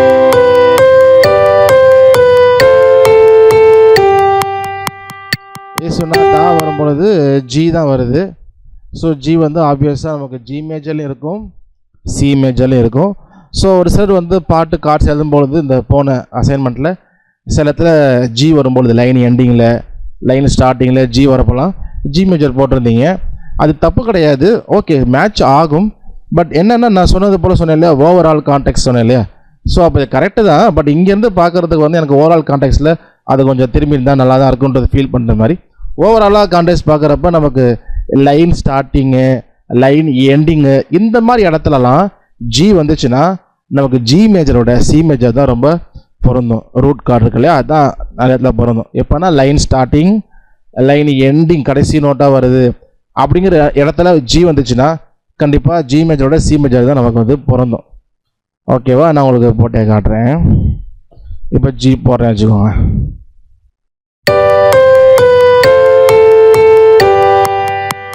ஓகே, அதாவது தப்பான கார்டு மாதிரி இருக்காது. பட் இருந்தாலும் கொஞ்சம் நமக்கு வந்து அது வித்தியாசத்தை ஃபீல் பண்ணும். இதை செட் ஆகாத மாதிரி நமக்கு ஃபீல் ஆகும். செட் ஆகிற மாதிரி இருக்கும். ஏன்னா ஜி மேஜரில் ஜி தான் வருது, அதனால் செட் ஆகிற மாதிரி இருக்கும். பட் ஒரு நல்ல ஒரு ப்ளசண்ட்டாக இருக்குது. ஓகேவா, ஏன்னா ஜிபிடி அப்படிங்கிறப்ப அது ஒரு அடுத்த இடத்துக்கு போகிற மாதிரி தான் லீட் பண்ணுதே ஒழிய ஒரு ஃபினிஷிங் ஒரு ஃபீல் வந்து ஜி மேஜர் கொடுக்காது. சரியா, அதான் கொடுக்கலைங்க. ஸோ இப்போ ஜி மேஜர் நம்ம சி மேஜர் கொடுத்தோம் அப்படின்னா ஓகே. இப்போ பாருங்கள்,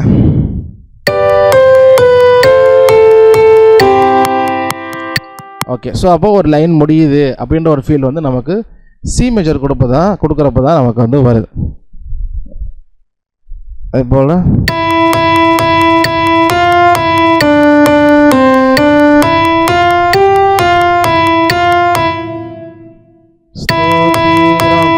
இதுக்கு வந்து நீங்கள் கார்டு எழுதணும். சரியா, ஏன்னா ஸ்தோத்திரம் மேசன் அதுக்கப்புறம் வர சார்னாலாம் இதே டியூனில் தான் இருக்கும்.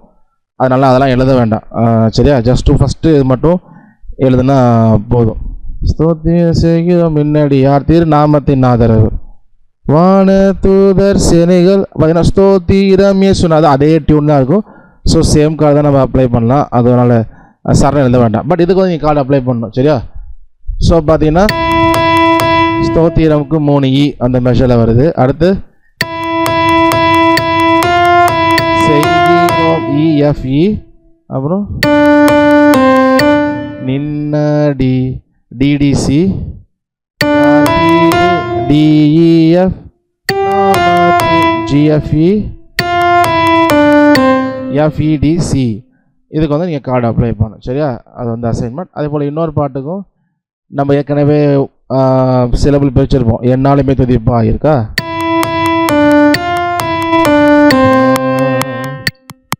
ஸோ இதுக்குமே நீங்கள் என்ன பண்ணணுன்னா ஜஸ்ட்டு அந்த 1 2 3 போட்டு நம்ம எழுதிக்கணும்.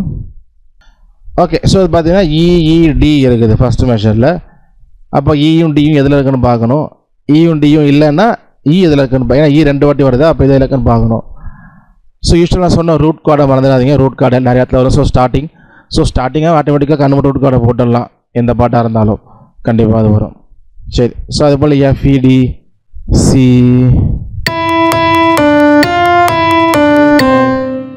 3 ஓகே. ஸோ அதே போல் பாட்டு ஃபுல்லாக இருக்குது. நீங்கள் வந்து கார்டு வந்து அப்ளை பண்ணுங்கள். சரி, 3/4 3/4க்கு நீங்கள் 1 2 3 1 2 3 அந்த மாதிரி எழுதிக்கணும், 4 போட்டுறக்கூடாது. சரியா? ஸோ அப்படி 3 3 எழுதிட்டு சாங் நான் வந்து யூடியூப்லேயும் சாங்கும் சரி ஆடியோ சாங்கும் நான் குரூப்பில் அனுப்புகிறேன். ஸோ அந்த லூப் பிளேயர் வந்து கேட்டிருந்தீங்க, சாரி நான் வந்து எடுத்து பண்ணிகிட்டு இருந்தேன். அப்புறம் நான் வெளியே நிறையா போகவும் அதை உட்காந்து ரெக்கார்ட் பண்ண முடியல. அதை எடுத்து வச்சுட்டு எல்லாம் எப்படி பண்ணணுன்னு. ஸோ கண்டிப்பாக இந்த வீக்கில் நான் கண்டிப்பாக அதை அனுப்பிடுவேன். லூப் பிளேயரில் எப்படி நம்ம யூஸ் பண்ணுறது ஏபிலாம். ஓகே. ஸோ யூடியூப் வீடியோ நான் அனுப்புவேன். ஸோ லிங்க்கில் நீங்கள் ப்ளே பண்ணி எவ்ரி ஒன்றுக்கு என்ன சிலபிள் அது நீங்கள் எழுதுங்க. ரொம்ப ஸ்பீடாக ஃபீல் பண்ணினா நீங்கள் அந்த ப்ளே பேக் ஸ்பீடை குறைச்சி என்ன பண்ணலாம், நீங்கள் வந்து எழுதலாம். சரியா? ஓகே. ஸோ அப்போது இன்றைக்கி வந்து நம்ம அந்த 3/4 அப்ளைங் கார்ட்ஸ் பார்த்துருக்கோம். No duration. So no duration sound match வந்து இதோட சேர்ந்த மாதிரி தான் இருக்கும். சரியா? ஒரு அதாவது கலந்துருக்கும், இல்லாட்டி செமி பிரீவ் மட்டும், ஹாஃப் நோட் மட்டும் அந்த மாதிரி இருந்துட்டு, ஆமாம் அது மாதிரி ஒரு நாள் பார்ப்போம் இல்லையா? ஓகே. இப்போ நெக்ஸ்ட்டு வீக்குள்ள அசைன்மெண்ட் வந்து ரைட்டிங் அசைன்மெண்ட் என்னென்ன அப்படின்னா, நீங்கள் போன வாரம் பண்ணது போல் இந்த 2 பாட்டுக்கும் என்னாலுமே துதிப்பாய் ஸ்தோத்திரம் பேசினார் இந்த 2 பாட்டுக்கும் அந்த 1 2 3 4 பிரித்து எழுதியிருப்போம் இல்லையா? ஸோ அப்படி எழுதுனா 1 2 3 போட்டு எழுதி எனக்கு ஃபோட்டோ எடுத்து அனுப்புங்க. நான் வந்து உங்களுக்கு நோட்ஸ் அனுப்புகிறேன். சரியா? நோட்ஸ் அனுப்பினோடனே நீங்கள் கார்டு அப்ளை பண்ணி திரும்ப அனுப்பணும். அப்புறம் நம்ம ஓகேன்னு சொன்னால் நீங்கள் வீடியோவும் எடுத்து இந்த குரூப்பில் அனுப்பிடுங்க. வீடியோலாம் குரூப்பில் மற்றெல்லாம் இருக்கும். அதே போல் சவுண்ட் மேட்ச் வந்து கண்டிப்பாக இருக்கும். சவுண்ட் மேட்ச் வந்து எப்படி இருக்கும் அப்படின்னா, இப்போ நம்ம ஒரே நோட்டு தான் பார்த்துருப்போம். ஒரு சவுண்ட் இருக்கும், அது EIFR கண்டுபிடிச்சிருப்போம். இப்போது மல்டிபிள் நோட்ஸ் ஒரு சாங் மாதிரி இருக்கும். 8 மெஷருக்கு இருக்கும், 10 அந்த மாதிரி மெஷர்ஸ் இருக்கும். சரியா? ஸோ அது ஒன்று இருக்கும். ஸோ அப்போ மெஷரை கவுண்ட் பண்ணி நீங்கள் எழுதணும். ஸோ இப்போ இந்த ஸ்தோத்திரம் ஏற்கனவே 2 பார் பண்ணியிருக்கோம் இல்லையா? 4/4க்கு இயேசுவின் நாமம் தேனினி மயிலும், அதுக்கெல்லாம் எத்தனை மெஷருக்கு நீங்கள் கவுண்ட் பண்ணி அதையுமே பேப்பரில் எழுதிருங்க. சப்போஸ் அதுக்கு பண்ணாலும் இப்போ இங்கே பண்ணுற 2 பாட்டு கண்டிப்பாக ஹவு மெனி மெஷர்ஸ் எழுங்க. ஒரு 40னா 40 மெஷர்ஸ், ஆரம்பத்திலேருந்து முடிவு வரைக்கும் எத்தனை மெஷர் வருது அப்போ தான் அதை வந்து எழுதணும் மேல் டாப்பில். சரியா? மெஷர்ஸ்னு போட்டு 40 இல்லை 60 80 ஸோ எத்தனை மெஷர் இருக்கோ, மெஷர் ஆர் பார்னு கூட சொல்லுவோம். 1 2 3 4 அப்படின்னா அது ஒரு பார். இப்போ 3/4ல் 1 2 3னா அது ஒரு பார், ஒரு மெஷர் அப்படின்னும். ஸோ அப்போ டோட்டல் நம்பர் ஆஃப் மெஷர்ஸும் நீங்கள் வந்து எழுதணும். சரியா?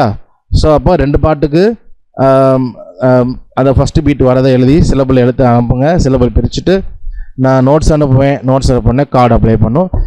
இதே ரூல் தான். சரியா? ஸோ அதை அப்ளை பண்ணுங்கள். Measure number, total number of measure எழுதணும் இது அதில். அப்புறம் சவுண்ட் மேட்ச்சு அதே போல் நான் அனுப்புவேன். அது உங்களுக்கு வீடியோ லிங்க் அனுப்புகிறேன். அதாவது சாங் மாதிரி 8 மெஷர் 10 மெஷர் இருக்கும். ஸோ டோட்டல் நம்பர் ஆஃப் மெஷரையும் கண்டுபிடிச்சி எழுதி நீங்கள் வந்து அது என்ன சொல்கிறது 1 2 இப்போ நான் 4/4 அப்படி எஸ்எஸ் கொடுப்போம். இது வரைக்கும் நம்ம சவுண்ட் மேட்ச்சில் ஜஸ்ட் சவுண்டு மட்டும் இருக்கும். இப்போது 4/4 அந்த மாதிரி, ஏன்னா சாங் மாதிரி வரனால 4/4 இருக்கும். நீங்கள் எப்படி சாங்க்கு 1 2 3 4 போட்டு எழுதி நீங்கள் பிரித்து எழுதுனீங்களோ அதே போல் 4/4னா 1 2 3 4 எழுதி அது சி எவ்வளோ நேரம் வருது. இப்போ சினா சி, டி எங்கே வருதோ டி, அப்போ ஈனா இ, அதை நான் ஆப்ஷன்ஸ் கொடுப்பேன். இது எந்த ஸ்கேலில் இருக்குது அப்படின்னு. அதை இன்னும் கொஞ்சம் டீட்டெயில் கூட எக்ஸ்பிளைன் பண்ணுறேன் லேட்டராக அது எப்படி பண்ணணும் அப்படின்னு. உங்களுக்கு அது யூஸ்ஃபுல்லாக இருக்கும். அப்போ சவுண்ட் மேட்சும் கேட்டு நீங்கள் அதை எழுதி அனுப்புகிறது தான். ஸோ வீடியோ வந்து கண்டிப்பாக இந்த 2 பாட்டும் என்னால் துதிப்பாய் இதுவும் ரைட்டிங் அசைன்மெண்ட் முடிச்சதுக்கு அப்புறம் நீங்கள் வந்து கார்டு வாசிக்கணும். சரியா? ஸோ 4/4 ஏற்கனவே ஒரு 3 பேர் அனுப்புறதையும் நினைக்கிறேன். நான் இன்றைக்கி இல்லை நாளைக்கு பார்த்துட்றேன். சரி, ஓகே. ஸோ உங்களுக்கு புரிஞ்சிருக்கும்னு நினைக்கிறேன். ஓகே, உங்களுக்கு டவுட்ஸ் இருக்குதா இதில்? Do have any doubts? மெஷர்னு சொன்னீங்க, அது வந்து மெஷர்ன்றது ஒரு பார் ஒரு மெஷரா இல்ல ஒரு நோட்டு? மெஷருங்கிறது ஒரு பார் தான், அதுதான் நம்ம மெஷர்னு சொல்லுவோம். 2 டேர்ம் யூஸ் பண்ணுவாங்க. அது மெஷர் அப்படிங்கிறது ப்ராப்பராக கொஞ்சம் ஓல்டு டேர்ம் யூஸ் பண்ணுவாங்க. பார் 2மே யூஸ் பண்ணுவாங்க. 2 ஒரே தான், சேம் மீனிங் தான். பல்லவி ஒரு சரணத்துக்கு மட்டும் எழுதணும் போதுமா? ஆமா, பல்லவி ஒரு சரணம் போதும். ஏன்னா இப்ப சரணம் வந்து ஒரு பாட்டுக்கு 10 சரணம் இருக்குன்னா மொதல் சரணத்துக்கு என்ன டியூன் வருதோ அதே டியூன் தான் மீதி 9க்கும் வரும். அப்போ நமக்கு வந்து நோட்ஸ், அதாவது லிரிக்ஸ் மாறும், நோட்ஸ் மாறாது. நம்ம ஒரு நாள் பார்த்துருப்போம்னு நினைக்கிறேன், இந்த சிலபிள் பார்க்குறப்ப பார்த்துருப்போம்னு நினைக்கிறேன். அப்போ நமக்கு நோட்ஸ் மாறல, டியூன் அதே டியூன் தான் அப்படின்னா நமக்கு எல்லா சரணமும் எழுத வேண்டிய தேவையில்லை. மொதல் சரணத்துக்கு என்ன கார்டு போடுறோமோ அதே அப்ளை பண்ணிக்கலாம். அப்போ நமக்கு வந்து ஒரு வேளை இதே கார்டு நான் அப்ளை பண்ணோமா ஐயா, அது அது அதே பேட்டர்ன் ரிப்பீட் பண்ணுற மாதிரி ஃபீல் பண்ணோம்னா நம்ம கார்டு இம்ப்ரூவைசேஷன் ஆல்டர்னேட்டிவ் கார்ட்ஸ் அந்த மாதிரி யூஸ் பண்ணிக்கலாம். அப்போ வந்து நம்ம 2 சரணம் எழுதி கூட கார்டு எழுதலாம், இல்லை நம்ம ஜஸ்ட் நமக்கு தெரியும் அப்ளை பண்ணலாம் அப்ளை பண்ணலாம். பட் பேசிக்காக ஒரு சரணத்துக்கு பண்ணாலே போதும், நமக்கு மீதி எல்லாமே சேம் நோட்ஸ் தான். ரொம்ப ரேராக ஒரு சில சிலபிள் வேணால் எக்ஸ்ட்ரா வரலாம், எக்ஸ்ட்ரா இல்லை கம்மியாக வரலாம், மற்றபடி பெருசாக சேஞ்ச் இருக்காது. இப்போது சரணத்துக்கு வந்து புது டியூன் இருக்குது. இப்போ வர சில பாட்டு வந்து அப்படி பண்ணுறாங்க. எப்படின்னா மொதல் சரணம் ஒரு டியூனில் இருக்கும், அடுத்த சரணம் அதே டியூனை ஃபாலோ பண்ணாது, டிஃப்ரெண்ட்டாக இருக்கும். அந்த மாதிரி பாட்டினா தான் நம்ம டியூன் மாறினா தான் நம்ம திரும்ப எழுதி நோட்ஸ் எழுதுவோமே ஒழிய அதே டியூனில் தான் வருது அதே ராகம் தான் அப்படிங்கிறப்போ நம்ம வந்து திரும்ப எழுத வேண்டிய அவசியம் இல்லை. ஸோ அதனால் ஒரு பல்லவி ஒன்று தான் இருக்கும், பல்லவி ஒரு சரணம் எந்த பாட்டாக இருந்தாலும் அப்படி தான் பண்ணுவோம் நம்ம. ஓகே, ஸோ அப்போ நீங்கள் கார்டு அப்ளை பண்ணிட்டு வாசிக்கும் பொழுது டைரெக்டாகவே ரிதம் போட்டு லெஃப்ட் ஹேண்ட் ரைட் ஹேண்ட் டக்குன்னு நீங்கள் ட்ரை பண்ணாமல், ஏன்னா சில நேரத்தில் அப்படியே வாசிச்சா கஷ்டமாக இருக்கும். ரைட் ஹேண்ட் மட்டும் வாசித்து பார்த்துட்டு அப்புறம் லெஃப்ட் ஹேண்டு தனியாக வாசித்து பார்த்துட்டு அப்புறம் போத் தான் நீங்கள் வாட்சி ப்ராக்டிஸ் பண்ணினா கொஞ்சம் உங்களுக்கு டைம் இருந்துச்சுன்னா அதில் கொஞ்சம் ஈஸியாக நமக்கு ப்ராக்டிஸ் பண்ணுறதுக்கு ஈஸியாக இருக்கும். எனக்கு அனுப்புகிறப்ப போத் ஹேண்டு தான் நீங்கள் வந்து அக்கம்பெனி போட்டு அனுப்புகிற மாதிரி தான் இருக்கும். பட் ப்ராக்டிஸ் பண்ணும்பொழுது ஸ்டெப் பை ஸ்டெப்பாக அது மாதிரி பண்ணிங்கன்னா உங்களுக்கு ஈஸியாக இருக்கும். ஏன்னா ஒரே டைமில் டக்குன்னு நீங்கள் ரிதம்லாம் போட்டு லெஃப்ட் ஹேண்ட் ரைட்டு ஒரே டைமில் வாசிங்கன்னா மேபி கொஞ்சம் டைம் எக்ஸ்ட்ரா எடுக்கலாம். ஸோ இப்போ ரைட் ஹேண்ட் மட்டும் கார்டு வாசித்து அப்ளை பண்ணி கொஞ்சம் வாசிச்சதுக்கப்புறம் கான்ஃபிடென்ட் வந்ததுக்கப்புறம் லெஃப்ட் ஹேண்ட் அப்புறம் போத் ஹேண்ட் எனக்கு அனுப்புகிறப்ப நீங்கள் போத் ஹேண்ட் மட்டும் அனுப்பலாம் போதும், ஃபைனல் அவுட்புட் மட்டும். சரி, ஓகே. ஸோ இப்போ 3/4 பார்த்துருக்குறோம், நியூ டியூரேஷன் பார்த்துக்கிறோம், அசைன்மெண்ட் நம்ம அப்டேட் பண்ணுறேன். உங்களுக்கு இந்த லெசன்லையோ பழைய லெசன்லையோ எப்போ டவுட் வந்தாலும் எப்போ வேணால் குரூப்பில் கேளுங்க, கண்டிப்பாக நான் ஆன்சர் பண்ணுவேன். ஓகே, ஸோ சொல்லுங்க. சவுண்ட் மேட்சிங் வந்து யூடியூப்ல அப்லோட் பண்றேன். போடுவீங்களா குரூப்ல? இன்னும் அந்த சவுண்ட் மேட்ச் நான் அந்த எக்ஸசைஸ் முடிக்கல, பண்ணிகிட்டு இருக்கேன் இப்போ தான் அந்த சாஃப்ட்வேரில். ஒன்ஸ் அது முடிச்சிட்டோம்னா அது வீடியோ எடிட் பண்ணி யூடியூப்பில் போட்டுட்டு லிங்க் நான் குரூப்பில் அனுப்புகிறேன், பண்ணிடுவேன். இந்த வாரத்துக்குள்ளே நான் அனுப்பிடுவேன். ஆமாம், உங்களுக்கு சொல்லுங்க துர்கா. இப்போ 3/4க்கு லெஃப்ட் ஹேண்ட்ல வந்து இப்போ சி கார்டுனா சி மட்டும் நம்ம பிரஸ் பண்ணலாம், C to C அப்படி கூட பிரஸ் பண்ணுவாங்க. இல்லைன்னா சி கார்டு CEG அப்படி பிடிக்கணுமா, இல்ல C to C அந்த மட்டும் பிடிக்கலாமா? எது பெட்டர் ஆப்ஷன்? இப்போ நமக்கு வந்து இப்போ பிகினர் ஸ்டேஜ்ல இருக்கிறப்போ வந்து நமக்கு இப்போ இந்த லெஃப்ட் ஹேண்ட்ல C மட்டும் பிரஸ் பண்ணோம்னா C மேஜர் கார்டு வரும், ஓகேவா? இப்போ லெஃப்ட் ஹேண்ட்ல CEG மூணுமே சேர்த்தாலும் சேம் சவுண்டு தான், சேம் கார்டு தான் வரும், நோ சேஞ்ச். நம்ம சியை மட்டும் ப்ரெஸ் பண்ணால் என்ன வருதோ அதே தான் CEGயை ப்ரெஸ் பண்ணால் வரும். பட் என்ன அட்வான்டேஜ்னா இப்போ C மட்டும் ப்ரெஸ் பண்ணி நம்ம ஒரு ஃபிங்கரில் ப்ராக்டிஸ் பண்ணிடுவோம். இப்போ நம்ம கொஞ்சம் நாளுக்கு அப்புறம் நம்ம டிஃப்ரெண்ட் கார்டு வாசிக்கணும், சஸ் கார்டு வாசிக்கணும், மேஜர் மைனர் செவன்த்து, இது இப்போ நம்ம கார்டு பார்த்தோம் இல்லையா நிறையா அதெல்லாம் இம்ப்ரூவைஸ் பண்ணணும்னா கண்டிப்பாக நம்ம left handle 3 finger 4 finger use பண்ணுற மாதிரி இருக்கும். இப்போ நான் சிங்கிள் ஃபிங்கர்லேயே வாசி பழகிட்டு நம்ம அதை வாசிக்காமல் விட்டுட்டோம் அப்படின்னா நமக்கு டப்புக்குன்னு வாசிக்கிறது கஷ்டமாக இருக்கும். ஸோ அது ஒரு ட்ராபேக் தான். ஆனால் என்ன பண்ணலாம், நமக்கு ரொம்ப எடுத்த உடனே நமக்கு அந்த கார்டு வாசி கஷ்டமாக இருக்கும். லெஃப்ட் ஹேண்ட்லேயும் 3 ஃபிங்கர் 4 ஃபிங்கர் கஷ்டமாக இருக்கும். பட் இப்போ லெஃப்ட் ஹேண்ட்லேயும் இப்போ ரைட் ஹேண்டில் C மேஜர்னா CEG வாசிக்கிறோம், அதே போல் லெஃப்ட் ஹேண்ட்லேயும் CEG வாசிக்கிறது ரொம்ப நல்லது. எனக்கு வருது அப்படின்னா கண்டிப்பாக நீங்கள் ப்ராக்டிஸ் பண்ணுங்கள், டைம் இருந்தால் ரொம்ப யூஸ்ஃபுல்லாக இருக்கும். இல்லை இப்போது கொஞ்சம் டைம் இல்லை, அது கொஞ்சம் வர மாட்டேது, கஷ்டமாக ஃபீல் பண்ணிங்கன்னா இப்போ ஒரு பிகினர் லெவலுக்கு நமக்கு C வந்து ப்ரெஸ் பண்ணாலே போதும், சவுண்டு அதே தான் வரும். ஸோ C, அதே போல் மைனருக்கு 2 ஃபிங்கர் யூஸ் பண்ணால் போதும். ஆனால் நம்ம இந்த single finger double finger use பண்ணுறது மேஜர் மைனருக்கு மட்டும்தான். அதை தாண்டி கார்டு பிடிக்கணும்னா கண்டிப்பாக நம்ம 3-4 ஃபிங்கர் யூஸ் பண்ணுற மாதிரி இருக்கும். பட் சவுண்டு வந்து எந்த வித்தியாசம் இல்லை, சேம் தான். நான் C எழுத்துனா என்ன கார்டு லெஃப்ட்டில் பேட்டர்ன்லாம் வருதோ அதே தான் CEG எழுத்துனாலும் வரும். ஸோ அதில் சேஞ்ச் இல்லை. பட் எதுலன்னா நம்ம கார்டு இம்ப்ரூவைஸ் பண்ணும்பொழுது டிஃப்ரெண்ட் கார்ட்ஸ் போகிறப்போ வந்து நமக்கு இருக்கும். ஸோ இப்போ டைம் இருக்குது அப்படின்னா ஓகே ப்ராக்டிஸ் முடியுது, 1 வீக்கில் பண்ண முடியுது, பண்ணிடுறேன்னா தாராளமாக பண்ணுங்கள். அது ரொம்ப ஃபுல் கார்டு சொல்கிறேன். எப்படி ரைட் ஹேண்டில் பிடிக்கிறோமா CEG அதே போல் லெஃப்ட் ஹேண்டில் பிடிக்கிறது ரொம்ப நல்லது. நம்ம அப்புறம் அந்த கடைசியில் போக போக நமக்கு மற்ற கார்டு பிடிக்கிறப்ப ஈஸியாக இருக்கும். அதுதான். ஸோ கஸ்டமர் மீட் பண்ணலாம், கொஞ்ச நாளைக்கு ஒரு மேபி 2 வீக்ஸுக்கு அந்த மாதிரி பண்ணிவிட்டு அப்புறம் எப்படி இருந்தாலும் நம்ம ஃபுல் கார்டு வாசிப்போம், அப்படியும் போகலாம். அதுதான் வித்தியாசம், வேறு ஒன்றும் இல்லை. ஓகே, வேறு யாருக்காவது டவுட்ஸ் இருக்கா?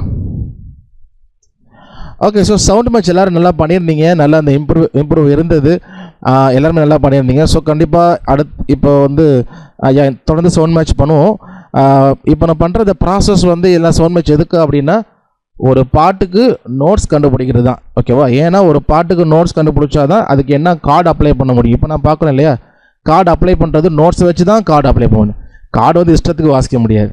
ஆனால் நோட்ஸ் வந்து டியூனை பொறுத்து மாறிட்டே இருக்கும், ஓகே? அப்போ நம்ம கண்டுபிடிக்கிறது நோட்ஸ் தான் கண்டுபிடிக்கணும். அதுக்காக நம்மளுடைய ப்ராக்டிஸ் பண்ணுறது தான் என்ன பண்ணுறோம், ஒரு ப்ராசஸில் அப்படியே கொஞ்சம் கொஞ்சமாக ஆட் பண்ணிகிட்டே போகிறோம். ஸோ கண்டிப்பாக நமக்கு வந்து ரொம்ப யூஸ்ஃபுல்லாக இருக்கும். எல்லாருமே நல்ல ப்ரோக்ரஸ் பண்ணுறீங்க. நிறைய பேர் வந்து நல்லாவே டைமிங் சென்ஸ் இருக்குது. வாசிக்கும் பொழுது ரொம்ப ஆச்சரியமாக இருக்குது, சந்தோஷமாக இருக்குது. So super, keep it up.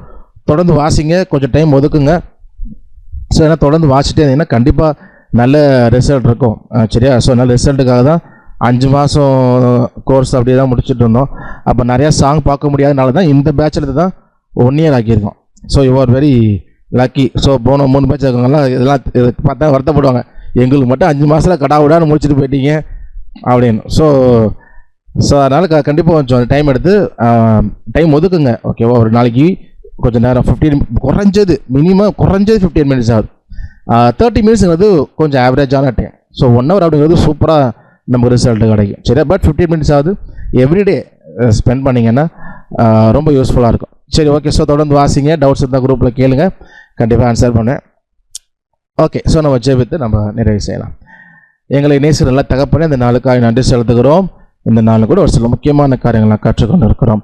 ஆண்டவரே, நாங்கள் படுகிற இந்த எல்லா பிரயாசங்களும் தகப்பனே அந்த உலக மேன்மைக்காக அல்ல தகப்பனே, உம்முடைய நாமத்தின் மகிமைக்காக நாங்களுடைய தனிப்பட்ட வாழ்க்கையில் உம்மை பாடி துதிக்கவும் ஆராதிக்கவும், நாங்கள் சபையாக கூடும் பொழுது அங்கே உம்முடைய நாமத்தை பாடி மகிமைப்படுத்தும்படியாக நாங்கள் இதை கற்றுக்கொள்கிறோம். அதை அறிந்திருக்கிறீர், எங்களுடைய வாஞ்சைகள் விருப்பங்களை அறிந்திருக்கிறீர். இந்த எல்லாவற்றையும் சவுண்ட் மேட்ச், இன்னும் என்ன கார்ட்ஸ் எல்லாவற்றையும் எல்லாரும் ஒவ்வொருவரும் புரிந்து கொள்ள நீங்கள் கிருபை செய்யுங்க. இதை புரிந்து கொண்டு வாசித்து இதில் எல்லாரும் தேர்ந்தவர்களாக இருக்க நீங்கள் கிருபை செய்யுங்க. நான் தாழ்த்தி ஒப்பு கொடுக்கிறோம். இயேசுவின் நாமத்தில் ஜெபிக்கிறோம் நல்ல தகப்பனே, ஆமென். என் ஆத்துமாவே கர்த்தரை ஸ்தோத்திரி, என் முழுவதுமே அவருடைய பரிசுத்த நாமத்தை ஸ்தோத்திரி. என் ஆத்துமாவே கர்த்தரை ஸ்தோத்திரி, அவர் செய்த சகல பாரில் மறவாதே. ஆமென், ஆமென், ஆமென்.